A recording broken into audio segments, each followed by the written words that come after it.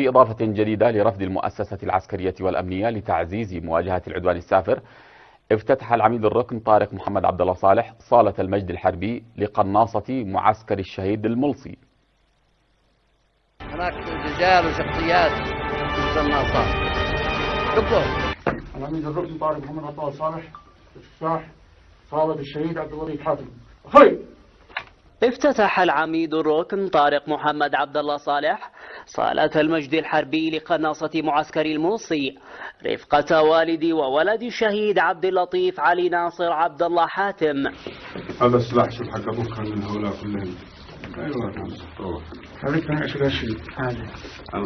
هذا 12 شهيد يعني يذوبهم الموت.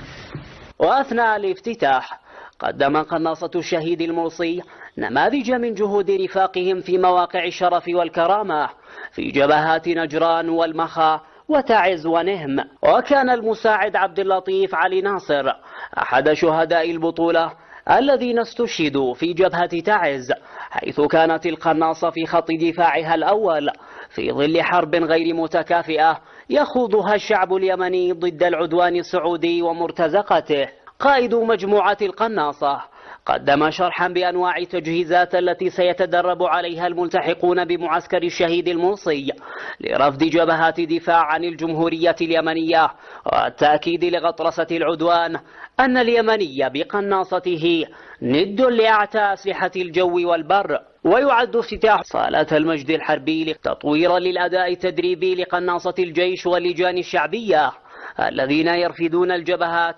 مواصلين ما يقدمه رفاقهم من صمود أسطوري في نجران وجيزان وصرواح. عبد الله